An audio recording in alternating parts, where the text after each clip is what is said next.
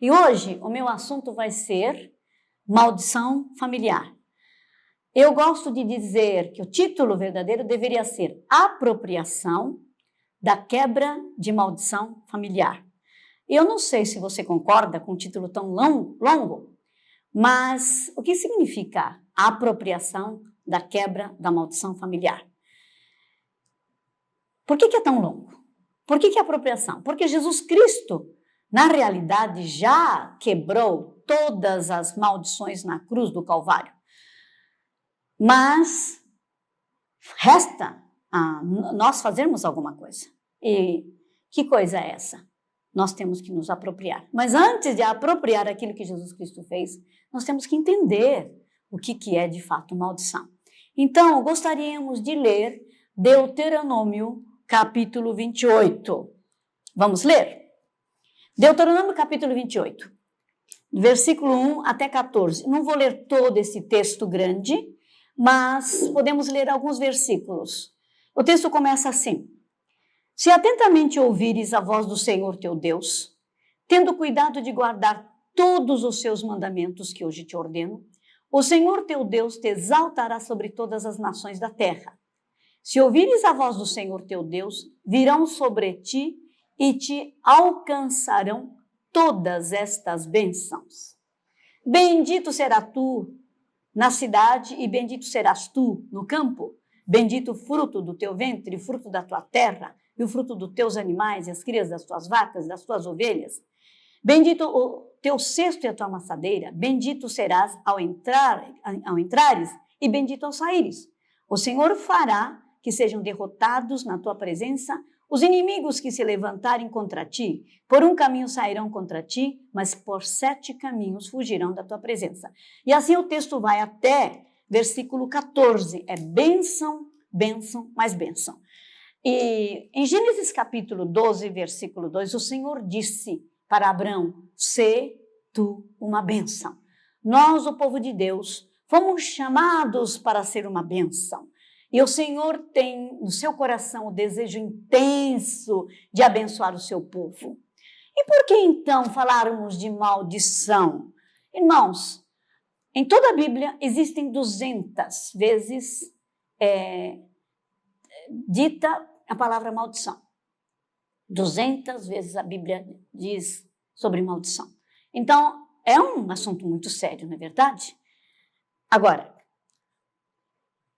alguns de vocês vão dizer o seguinte: crente debaixo de maldição? Que história é essa? Crente nunca deveria estar debaixo de maldição. Se Jesus já levou todo na cruz do Calvário, como é que o crente pode estar debaixo de maldição? Eu concordo com você, o crente não deveria estar debaixo da maldição. Mas acontecem coisas estranhas. Por exemplo, eu conheço uma família, uma clã, o avô, né, veio algum tempo atrás para o Brasil, ele se converteu, aceitou Jesus Cristo e até se tornou um obreiro no reino de Deus. Obreiro, pastor de uma denominação. E ele tem vários filhos.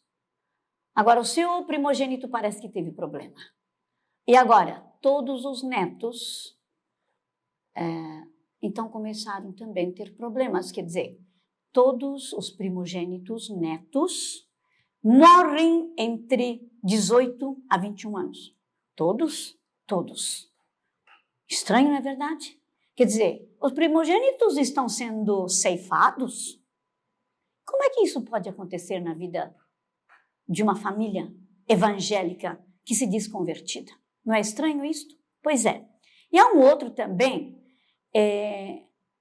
alguém me diz assim: pois é, aquela família é uma família de tal denominação, mas todos,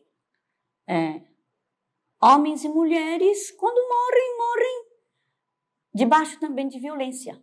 Alguns morrem num assalto, outros morrem atropelados, outros morrem afogados, alguma violência. E você fica perguntando, mas por que isso pode acontecer? E também, famílias onde todos os homens morrem de coração. Mas será que Jesus Cristo, entrando nesta vida, não pode transformar? Deveria transformar. E o que na realidade está acontecendo com estes casos? Também uma irmãzinha chegou e disse: Neuza, sabe, a minha família é uma família quatrocentona. É uma família orgulhosa. Nós nos casamos entre nós mesmos. E você sabe que todas as minhas irmãs e eu temos um problema de alergia.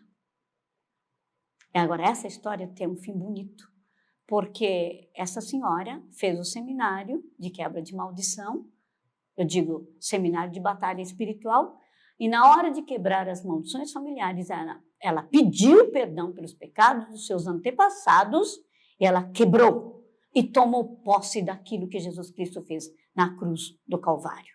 E o que aconteceu? As alergias desapareceram. Não é maravilhoso? Pois é. E o que Êxodo capítulo 20 diz? Vamos ver? Êxodo capítulo 20. Diz o seguinte: Então falou Deus todas essas palavras. Eu sou o Senhor teu Deus que te tirei da terra do Egito, da casa da servidão. Não terás outros deuses diante de mim. Não farás para ti imagem de escultura, nem semelhança alguma do que há em cima nos céus, nem embaixo da terra, nem nas águas debaixo da terra. Não as adorarás, nem lhes darás culto, porque eu sou o Senhor teu Deus, Deus zeloso, que visito a iniquidade dos pais nos filhos, até a terceira e quarta geração daqueles que me aborrecem, e faço misericórdia até 1000 gerações daqueles que me amam e guardam os meus mandamentos. Quer dizer, aqui Deus está dizendo assim: visito as iniquidades dos pais nos filhos até a terceira e quarta geração. Visitar a iniquidade significa o quê? Que Deus, de alguma forma, castiga os pecados não confessados até a terceira e quarta geração. Não é impressionante isto? Já em Êxodo capítulo 20, quando o Senhor estava falando sobre o decálogo, quer dizer, a primeira vez que Deus, no Monte Sinai, apresenta um conjunto de leis para o seu povo. E no meio dessas 10 leis, chamada 10 mandamentos, o decálogo, ele inclui a questão da maldição que passa, o castigo das iniquidades. A maldição que passa dos pais para filho, de filhos para netos até quarta geração. Só que, quando a Bíblia diz terceira e quarta geração, ele não está dizendo exatamente terceira e quarta geração, ele está querendo dizer muitas gerações. E quando ele diz que faz misericórdia até 1000 gerações, significa que ele faz misericórdia eternamente. Aleluia, que coisa extraordinária. Pois é, veio um rapaz de uma tribo indígena me visitar. Eu pensei que ele fosse tomar um café comigo. Eu disse, pois não, apresentado pelo fulano, aquele irmão também indígena, fizemos amizade com ele, e eu pensei, ele veio tomar um cafezinho, conversar comigo. Mas quando esse irmão chegou na minha casa, ele disse assim, irmã, eu estou com uma colite aguda, eu estou evacuando até sangue, e eu não aguento mais, e tenho tantas dores que eu não consigo nem andar, nem acompanhar a minha filhinha, que tem apenas 2 anos. Eu disse, misericórdia, este homem não veio tomar um café comigo, ele veio a ser ministrado. Conversamos, e nesta conversa descobrimos que ele havia se envolvido com o mundo político, foi candidato a deputado federal também, e então eu disse, misericórdia, tem macumba um pedaço. Tem também vários problemas de feitiçaria. Conversamos com ele e realmente ele confirmou. Desde criança ele vivia na aldeia, ouviu falar de Jesus Cristo, mas depois se afastou e se envolveu nas macumbarias, nas feitiçarias, né? E agora conhece Jesus. Só que continua com esse problema de colite. Então, irmãos, naquele dia começamos a fazer o desligamento de todas, quebra de vínculos, de consagrações. Ele foi fazendo as renúncias das entidades com quem ele havia trabalhado.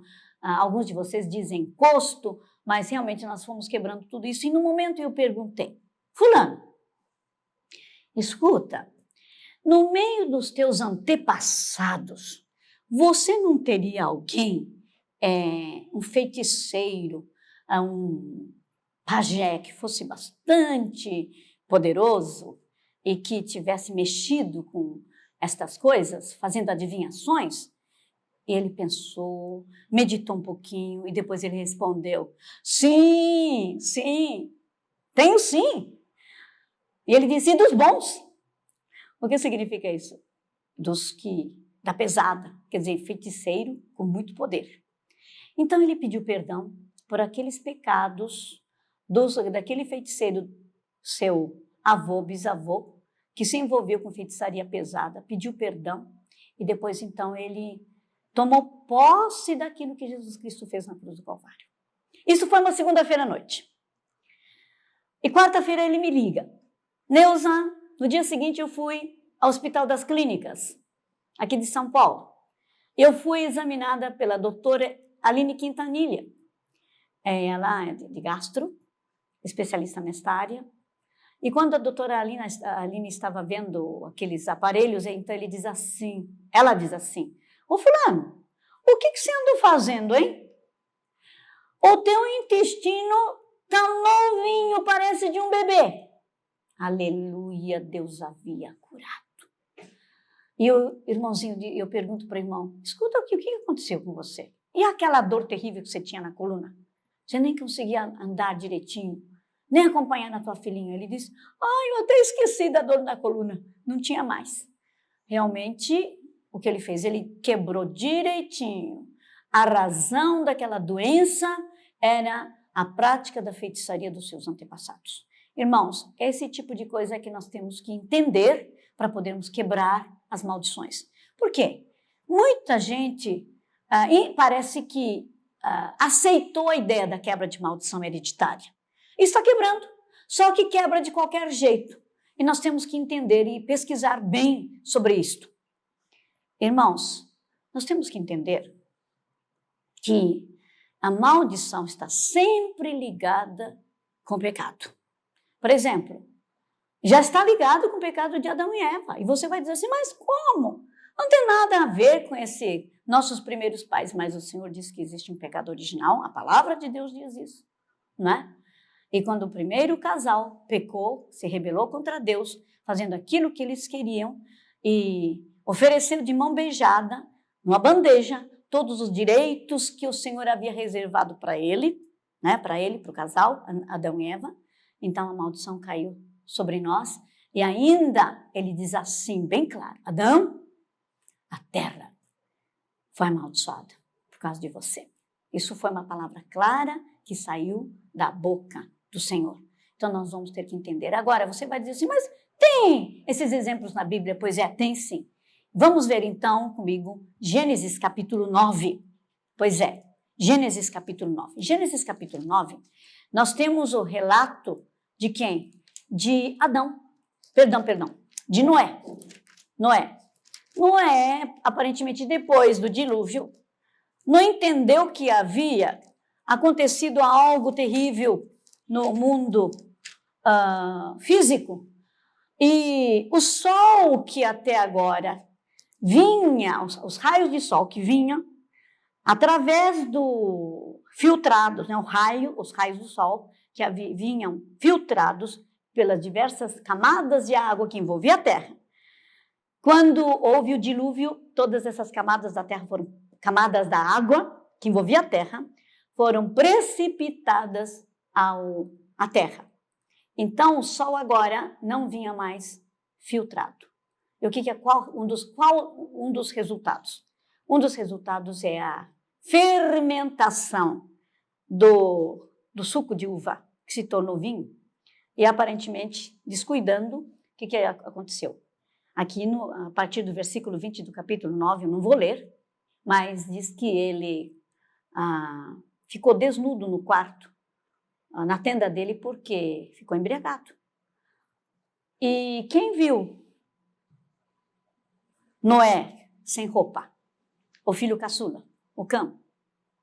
E ele, então, aparentemente, pelos textos bíblicos, entende-se que ele desrespeitou e foi criticar e comentar jocosamente, com tom de deboche, com os seus dois irmãos. Noé acordando da sua embriaguez. Quando ele soube, ele amaldiçoa Cã. Não é interessante? Ele diz assim: maldito seja Canaã, seja servo dos servos a seus irmãos. E ajuntou: bendito seja o Senhor Deus de Sem, Canaã lhe seja servo. Engrandeça a Deus a Jafé, outro filho, né? Habite ele nas tendas de Sem, e Canaã lhe seja servo. Quando então Canaã recebeu a maldição, não é uma maldição só, é tríplice maldição. E quando nós analisamos os descendentes de Canaã, sabe onde é que nós vamos nos desembocar? Nós vamos nos desembocar, sabe onde? Sodoma e Gomorra. Quer dizer, os descendentes de Cã são sodomitas e gomorritas, que mais tarde Deus então tem de destruir aquelas duas cidades. Então isso é um grande exemplo. E você vai dizer, mas não só isso aí. Olha, irmãos, em Gênesis 49, este é um outro texto interessante. Quando Jacó vai morrer, já sabendo, sentindo o tempo da sua partida, então ele diz assim, ele começa a abençoar cada um dos filhos. Mas quando ele chega na hora de abençoar Levi e Simeão, Levi e Simeão, em vez de abençoar, ele amaldiçoa. O que ele diz? Versículo 5 de 49 diz assim: Simeão e Levi são irmãos. As suas espadas são instrumentos de violência. No seu conselho não entre minha alma. Com o seu agrupamento minha glória não se ajunte, porque no seu furor mataram homens e na sua vontade perversa jarretaram touros. Maldito seja o seu furor, pois era forte, e a sua ira, pois era dura. Dividi-los-ei em Jacó, eu os espalharei em Israel. Não é interessante isso, irmãos? Por quê? Simeão e Levi mataram os siquemitas.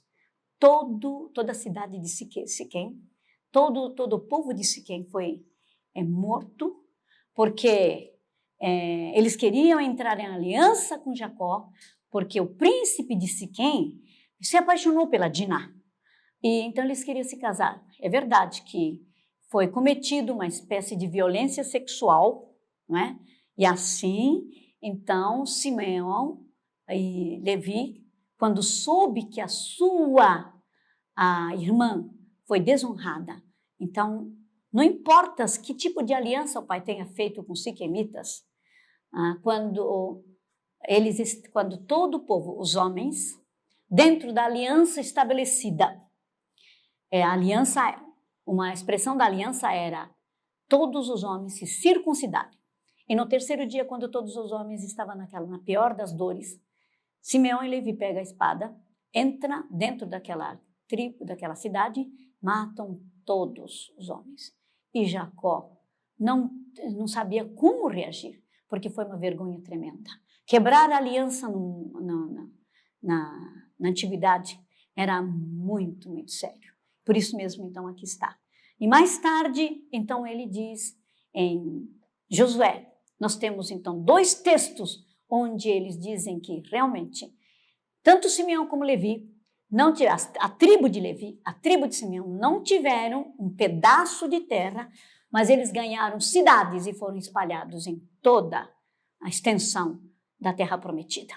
Então, esses são os exemplos, não é? Agora, eu queria, então, contar para vocês alguns exemplos, até agora eu tenho contado alguns exemplos assim, não resolvidos, né? Mas eu queria contar alguns exemplos resolvidos. Enfermidade. Um pastor mandou dizer a mim que estava numa reunião de pastores, porque eu tinha estado naquela cidade, levei o seminário Batalha Espiritual e falei da maldição hereditária, quebramos as maldições. E os pastores, na sua reunião de conselho de pastores, disseram: a Neuza está totalmente fora. Biblicamente, nós não podemos, de forma nenhuma, provar que possa existir maldição hereditária para os crentes. E então eles começaram a dizer: é bíblico, não é bíblico? Começaram a discussão. Então um dos pastores levantou a mão e disse: Eu poderia fazer minha contribuição, eu gostaria de dar um testemunho. Pois não, irmão, pode falar. E o que ele disse? Pois é, irmãos, todos os homens da minha família morrem de coração. Então, eu estava preocupada com essa situação e fui ao médico. E o médico disse o seguinte, pois é, você tem todos os sintomas que podem realmente levar você a morrer de coração. Ele voltou, naturalmente, recebendo todos os, como é que deve prevenir, né, diante dessa situação, diante dessa ameaça. Daí o que acontece? Daí a Neuza chegou. A Neuza chega, faz a quebra, e eu quebrei, e eu criei. Daí eu voltei para o médico. O médico disse, você não chegou outro dia não aqui? Não, eu vim aqui exatamente. Eu quero ver algumas coisas. E o médico me examinou, diz o pastor. E não havia nenhum sintoma a mais daqueles que me conduziriam a morrer de coração. Irmãos, isso é maravilhoso, não é verdade? E quero contar mais história de mais um empresário. Esse homem, bastante criativo, ganhava muito dinheiro, fazia o seu pé de meia, comprou apartamentos, comprou casas, comprou várias coisas, né? Tinha uma empresa.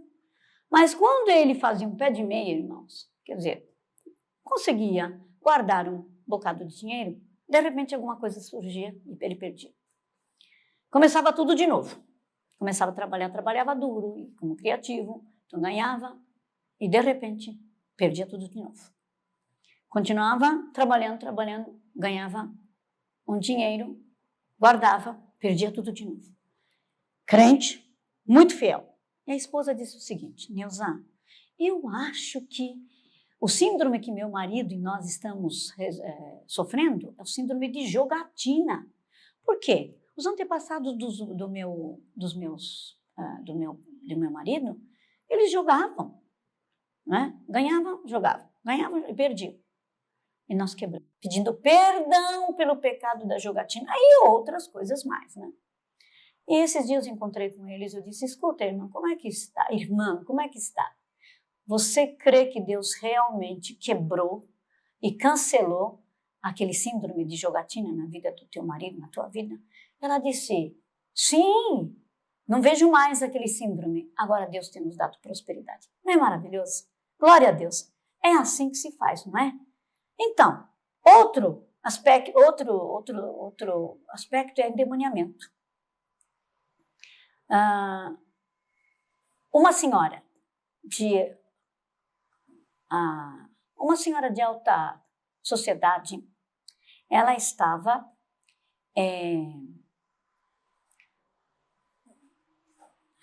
com problemas, porque era uma senhora que ia e vinha na Europa, né, viajava diversas vezes, tinha gente bem, gente que tinha muito dinheiro, se converteu. E ela era uma pessoa assim, muito elegante, magrinha, alta, parecia uma manequim. Mas quando se converteu, os demônios começaram a se manifestar. E ela virava um verdadeiro, ela se inchava, verdadeira gorila. E vários pastores foram chamados para libertá-la. E toda vez que os pastores expulsaram, e o demônio ia embora. Só que voltavam. E nisto, uma das irmãzinhas da minha equipe foi chamada para ministrá-la. Então, irmãos, ela fez caprichadamente, fez entrevista, preencheu ficha, começou a quebrar as maldições. Quando chegou na 5ª geração, quando ela estava aplicando o sangue de Jesus, na 5ª geração, sabe o que aconteceu?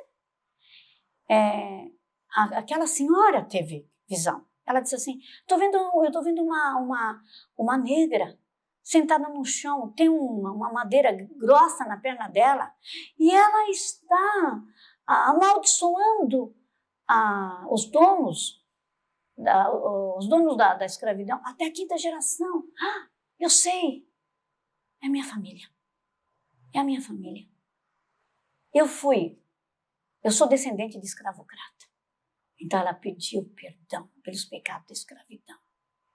E quando ela pediu perdão, e naturalmente ela amarrou aqueles demônios que tiveram direito legal, entraram na casa, na família, né?